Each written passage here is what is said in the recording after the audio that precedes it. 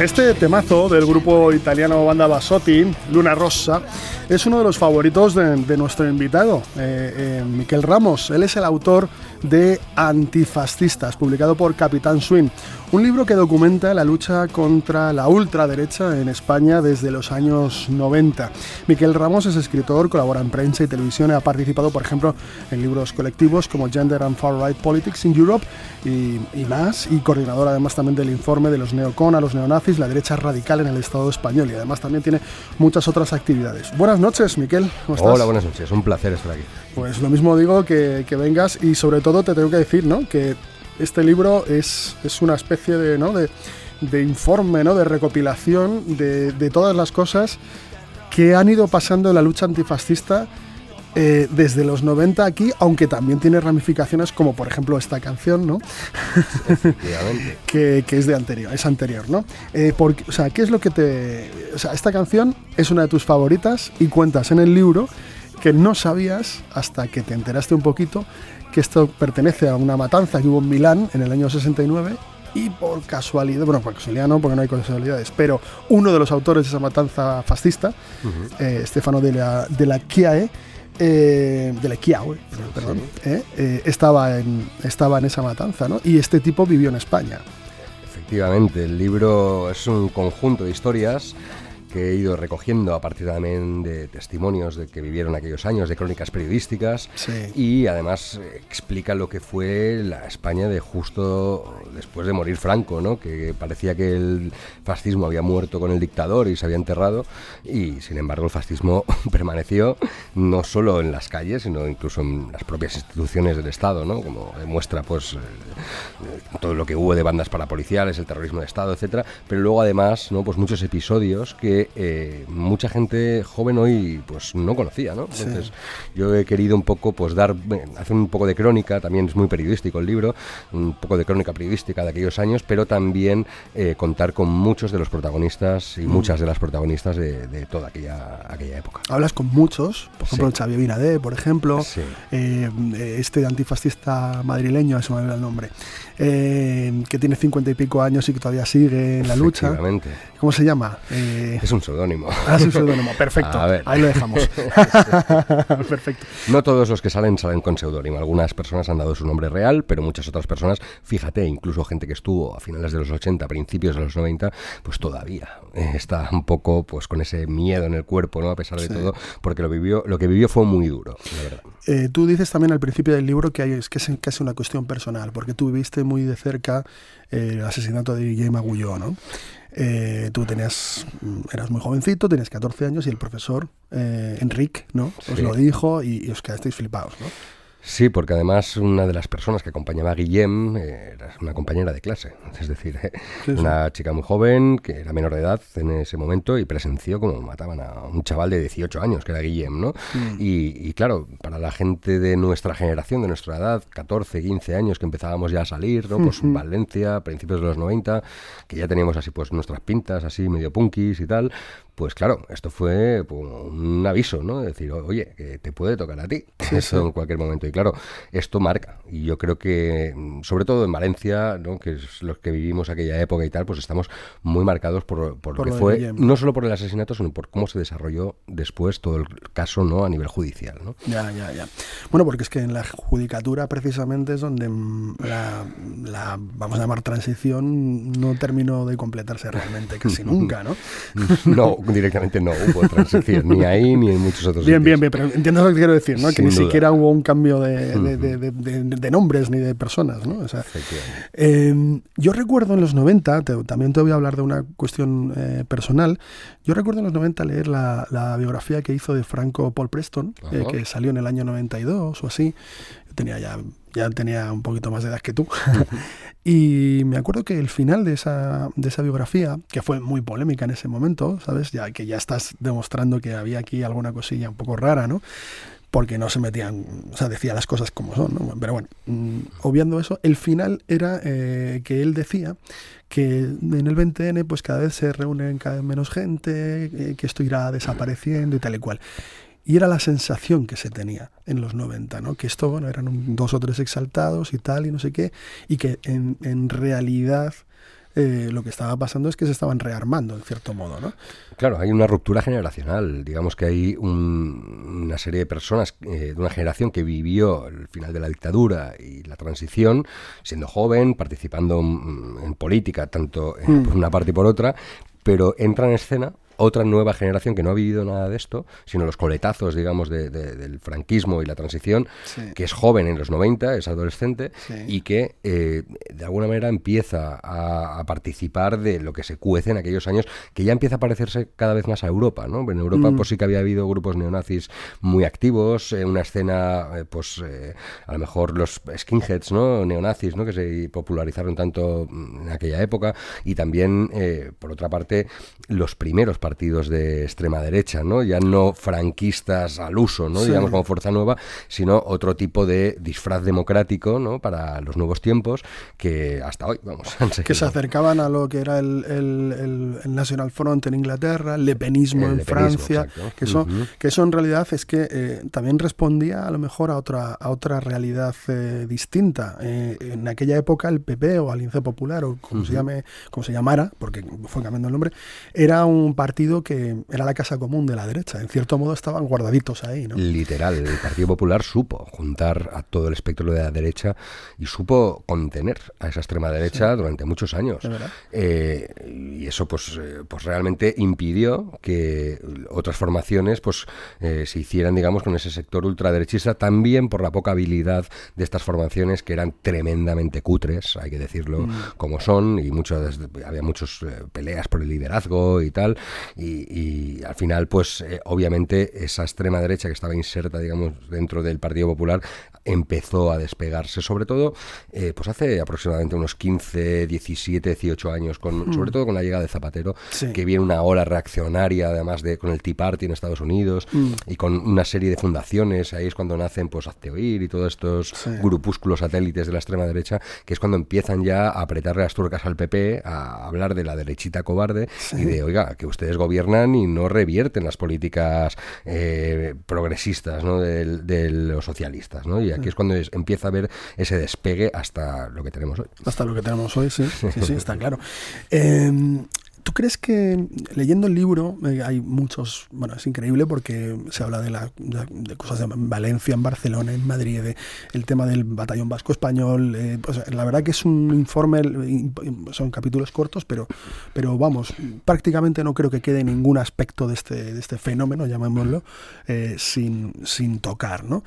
¿Tú crees, te voy a hacer una pregunta directa, ¿tú crees que se subestimó a la ultraderecha en los 90?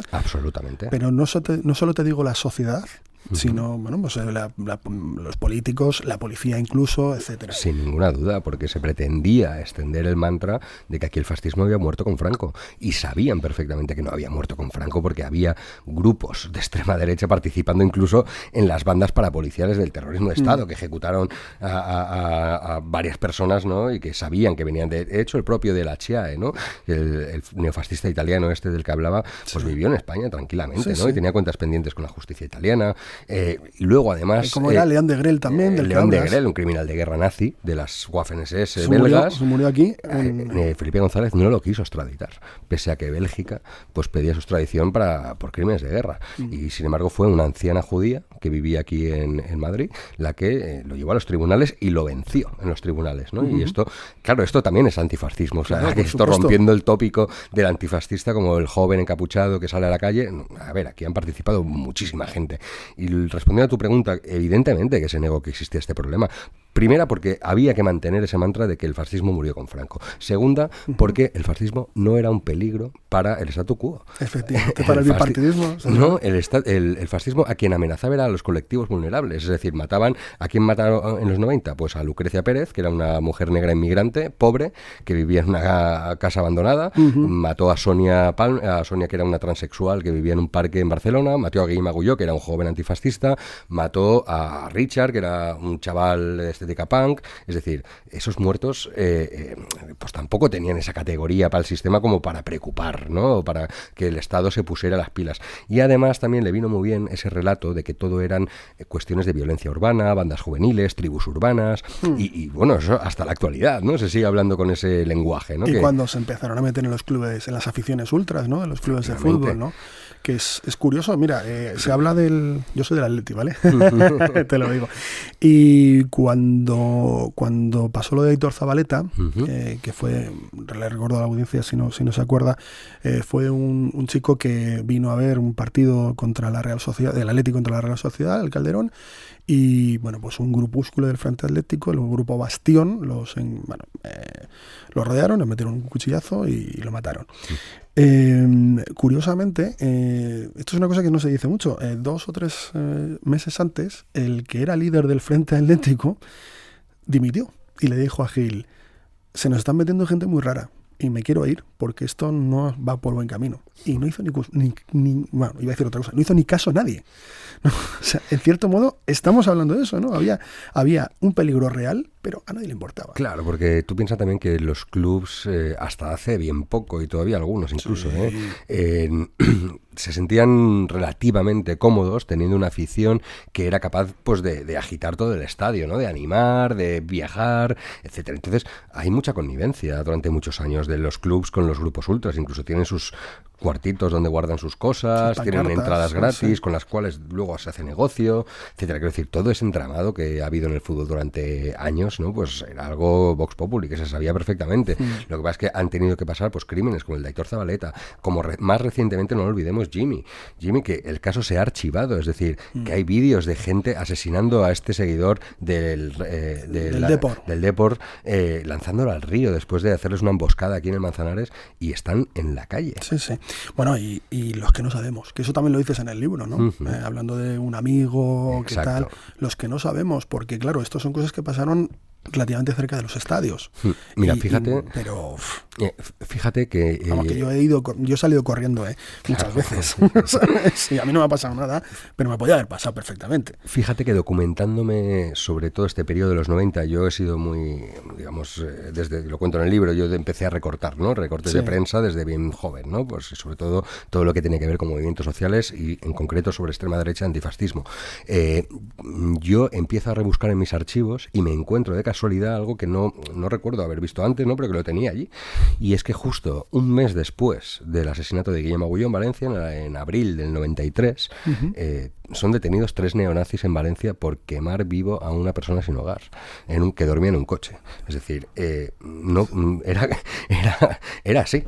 Así funcionaba la cosa. Luego la extrema derecha entendió que eso no era buen marketing y en vez de quemarlos vivos, pues les daban de comer, ¿no? Y decían que eran muy solidarios y tal, ¿no? Que esto lo hemos visto aquí, ¿no? En Madrid. Pero bueno, así era la extrema derecha. Bueno, y así es en realidad. Lo que pasa es que ahora, pues, sabe que eso no vende mucho, ¿no? Entonces, pues, en vez de quemar a personas sin hogar, pues tienen otro tipo de estrategia, ¿no? Sí, sí. Bueno, en los 90 estamos diciendo que se minusvalora un poco esa amenaza, pero, por ejemplo, hay gente que no la minusvaloraba en absoluto. Primero, si quieres bailar en la calle, la ref en el metro, te debes atar bien las botas, apretar los puños, buscarte de un nazi, correr como un bruto. Segundo, una vez que lo tienes, no pares, no dudes, no frenes, te mueves de izquierda a derecha, golpeando con ritmo su cara, su frente, su chepa, su cara, desecha tu bota, no pesa, no suelte la presa. Ves como no sabías, el rap se baila con un nazi en pareja. El rap se baila con un nazi en pareja porque te va persiguiendo, ¿no? Esto es el Club de los Poetas Violentos de nuestro querido y muy añorado J mayúscula, que se nos fue, pero Frank T, que está aquí en Radio 3. Ellos tenían, con este tema, ¿no? A Scratchapela, ellos tenían claro, y bueno, que había... Bueno, es que el J y Frank son negros. O sea, es que el antirracismo, la xenofobia va de la mano, ¿no? Del fascismo, ¿no? La xenofobia, el anti-LGTBI, el antifeminismo, todo esto va de la mano, ¿no? Sí, de hecho, además, yo descubrí el caso de un grupo de jóvenes negros de aquí de Madrid a través del libro de Iñaki Domínguez, de Macarras Interseculares, chavales que eran los Color Power, ¿no? Sí, que tienes fotos aquí. De Fuenlabrada, sí, he puesto una de las fotos que tengo. Sí. Hay muchas más, ¿no? Pero efectivamente, y era un grupo de chavales negros que habían nacido aquí, de hecho algunos de ellos eran militares, ¿no? Del ejército, concretamente de la BRIPAC, ¿no? Y bueno, eran españoles, tenían el DNA español, pero eran negros, ¿no? Y claro, a principios de los 90 pues tampoco había tantos negros en España, ¿no? Entonces, sí que hubo una época, y sobre todo a raíz del asesinato de Lucrecia y toda esa época, ¿no? Pues que los nazis pues iban a cazar pues a sus presas y habituales pues eran homosexuales, prostitutas, negros, marroquíes, etcétera, ¿no? Entonces, estos jóvenes negros deciden que pues no se van a dejar cazar directamente, ¿no? Y pasan a la acción. Y de hecho entrevisto a uno de ellos. Entrevisto a Wolfram Zanú, a Killer B, ¿no? Y entrevisto también a Ana Viván, que es la hermana de J mayúscula, que además ella vivió también aquella época, me ha contado pues la discográfica, todo esto. Y cómo además toda la escena hip hop, ¿no? Y toda la música acompañó durante todos esos años, ¿no? Pues a toda esa escena, ¿no? de gente, ¿no? Que se juntó para plantar cara a esta gente. Y la música además es muy importante. Yo además... Sí. Todas las canciones que estamos poniendo, por cierto, las citas tú en el libro. Sí. Tengo mi listita de reproducción especial preparada para soltarla un día de estos. Sí.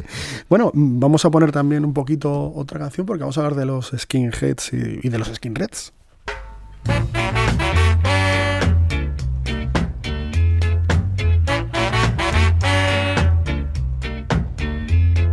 Stop your running about. Estamos hablando de que en Inglaterra, por ejemplo, esto les pasó como 20 años antes, en los años 70, ¿no? Y precisamente la música, en este caso el ska, también el punk, también, bueno, el mundo de los jam, que podemos decir mod y tal, pues fue, bueno, o el rollo cantautoril de Billy Bragg, pues respondió muy, muy duramente, ¿no? Y con mucha convicción, y de hecho, artísticamente son estupendos, ¿no? Esto es Daddy Livingstone, el Rudy A Message to You, que en realidad es una canción que nosotros la conocemos realmente por los Specials, que era un grupo que también era de aluvión, había un negro, un rockero, era muy bonito, ¿no? Sí. Y es también una manera de luchar contra eso, ¿no? La integración absoluta. Pero claro, los 90 son los años de los skinheads. Son los años de gente que teóricamente, en realidad luego no les gusta tanto el ska y todo esto, sino que terminan con el punk así, el oi, ¿no? El oi, y también la maquinita también y todo este rollo. Pero es muy localizado, ¿no? El fenómeno de los skins neonazis en los 90 y luego los skins que eran realmente más puros, los skinheads, digamos, los skins antifascistas que venían de un mundo de mestizaje, digamos, ¿no? Absolutamente, porque el movimiento skinhead, ¿no? Pues que surge en Inglaterra, pues es multicultural, es decir, nace de jóvenes, incluso inmigrantes jamaicanos, ¿no? Que vivían allí. Es verdad que se produce esa usurpación, ¿no? De la estética por parte de los grupos neofascistas en Inglaterra en aquella época, en los años 70, y que, empieza a saltar un poco a la luz pública pues toda la violencia de estos grupos neonazis y tal, y es cuando también un grupo de gente, ¿no? Pues decide reivindicar esa estética para volverla a retomar, volverla a traer, digamos, a sus orígenes, ¿no? Sí. Y al espíritu del 69 que se dice, ¿no? Que es pues recuperar pues toda la estética relacionada con el antirracismo, y de hecho así es como surge Sharp, ¿no? El Skinheads contra el prejuicio racial, ¿no? Sí. Y yo aprovecho también para recomendar el excelente trabajo de documentación que ha hecho Carles Viñas, que es un historiador que yo cito mucho en el libro. Sí, lo entrevisto, y él es un historiador y que acaba de publicar un libro que se llama Skinheads, ¿no? Que es la historia del movimiento skinhead, ¿no? Y que son 2 volúmenes y acaba de sacar el primero. Y claro, es un movimiento que ha estado muy demonizado también por la mala fama que le han dado los skinheads neonazis, pero que surgió una contra, ¿no? Que fueron skinheads antifascistas que dijeron, mira, esta estética no tiene nada que ver con vosotros. Absolutamente. Los que en mi época llamaban skinheads. Claro. Sí. En lugar de skinhead, skinhead. Que y Carles Viñas, por cierto, ya vamos terminando, porque yo me quedaría hablando mogollón contigo, Miquel, pero Carles Viñas también es el que también de alguna manera explica un poco el proceso, el proceso famoso, ¿no? En Cataluña, que también es una manera que también ha tenido importancia dentro del del este, ¿no? Es Jordi Borràs. Jordi Borràs, perdón. Es otro periodista catalán. Perdón. Compañero que también acaba de publicar otro libro que se llama Todos los colores del negro. Gracias por decírmelo por bajito, pero bueno, no pasa nada, que estamos aquí para equivocarnos. Todos los colores del negro es el libro de Jordi Borràs en catalán y que, bueno, para mí es un amigo, es un periodista que conozco desde hace muchos años, que él investiga desde hace muchos años la extrema derecha. Ha tenido que dejar de ir a determinados actos de la extrema derecha porque lo han señalado, le han intentado agredir. De hecho, recientemente ganó un juicio contra un agente de policía que, yendo de paisano por la calle, se le cruzaron los cables y le atacó, le rompió la cara, le rompió la nariz y al grito de viva España y viva Franco, y el policía finalmente ha admitido que esto fue así porque le salió así al señor y bueno, este señor ha sido condenado pero bueno, sigue en activo en el cuerpo. Y Jordi lo que hace, obviamente, como catalán y que ha vivido el proceso y que ha vivido todo esto y que conoce bien a la extrema derecha, pues hace esta reflexión, ¿no?, de qué papel ha tenido la extrema derecha a partir, y no a partir solo del proceso, sino también al calor de todo lo que es lo que ha pasado en Cataluña estos últimos 10-15 años, ¿no?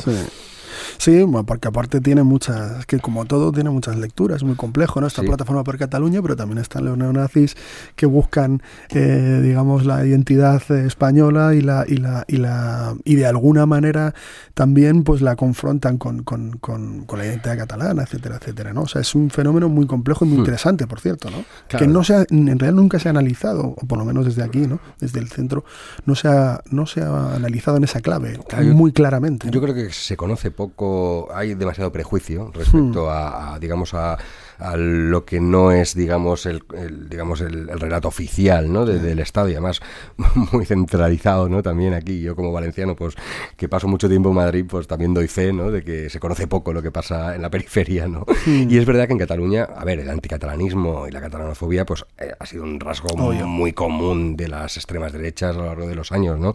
España antes roja que rota, ¿no?, decían, ¿no?, algunos, ¿no?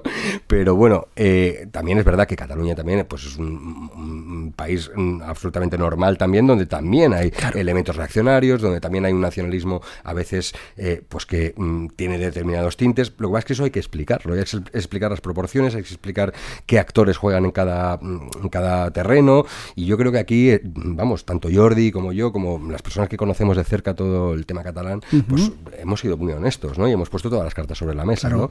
Y bueno, cada uno que saque sus conclusiones. Aquí están las reflexiones, hay mucha información, y bueno, yo creía que valía la pena también explicar lo que pasó a partir del proceso, no solo en Cataluña, porque aquí en Madrid hubo manifestaciones pues condenando la actuación policial, por ejemplo, y los neonazis la atacaron, ¿no? Y acabaron detenidos los que se protegieron de los neonazis, pero claro, como había ese relato de la por ellos y estaba todo tan institucionalizado, tan normalizado, pues parecía que bueno, que no, se quedó ahí, ¿no? Pero bueno, hay mucha intrahistoria que yo invito a que la gente, si tiene interés de verdad, pues que lea, investigue. Y... Sí, es un fenómeno complejo y no caben las respuestas sencillas. Efectivamente. Ni muchísimo menos. Bueno, Miquel Ramos, autor de Antifascistas, Capitán Swing. Bueno, en realidad es Antifascistas, vamos a decirlo bien, ¿no? Antifascistas, así se combatió a la extrema derecha española desde los años 90, ¿no? El subtítulo, vamos a decirlo bien también. Así es. Pero bueno, yo digo Antifascistas para no equivocarme, porque es difícil acordarse de todo. Y bueno, nos vamos a despedir con una canción preciosa que tú también citas en el libro, la de Carlos Cano. Hemos hablado mucho de Lucrecia, esta inmigrante dominicana, pero sí que falleció en el Cuatro Rosas, en el donde quedaba ahí en Majadahonda, aquí muy cerca de aquí, por cierto, donde estamos. Y Carlos Cano le dedicó una canción preciosa, ¿no? Un andaluz la va a vengar haciendo vudú, ¿no? Una canción maravillosa que también demuestra que los que siempre son los de siempre, los de la bota, ¿no? Como dice la letra, los de la bota, los que pisan con la bota y tal y cual, ¿no? Que me parece una canción increíble, ¿no? Con esa dulzura, ¿no? Que lo hace Carlos, ¿no? Pues sí, yo quería también homenajear a toda la gente que ha participado, no solo en el libro, yo he recogido varios testimonios, pero hay mucho más, ¿no? No es la historia oficial de nada. Este libro es he recogido testimonios diversos, ¿no? Tiene muchas cosas. Sí, las conclusiones son del lector, ¿no? Pero esto es he puesto sobre la mesa pues muchos testimonios directos y protagonistas de estas historias, y esto es un homenaje pues a la gente que dejó su vida y su libertad y que se la jugó por todos y todas y que estuvieron combatiendo con absoluta soledad, que eso es muy importante. Bueno, pues por Guillem, por Carlos Palomino, por Lucrecia, por todos. Exacto. Esta canción. Muchas gracias, Miquel. A ti.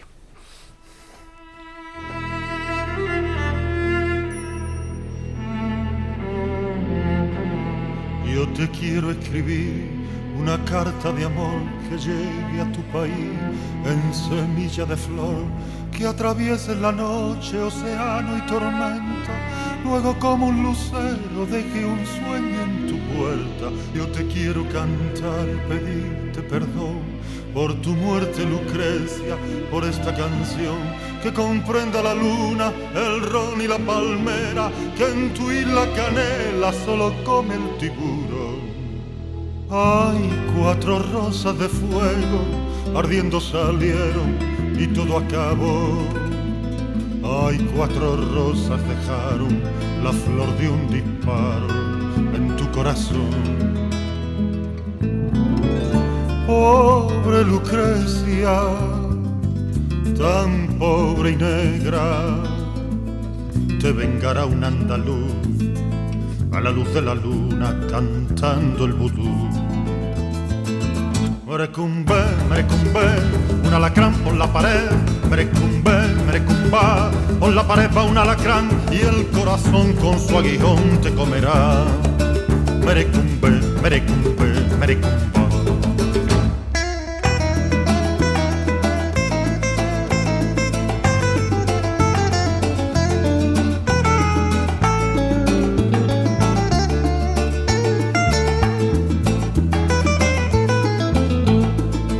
Los que matan la luna son los mismos de siempre, los que arrancan las flores con sus botas de muerte, los que amargan la vida y asesinan los sueños, que cantan los poetas buscando un tiempo nuevo.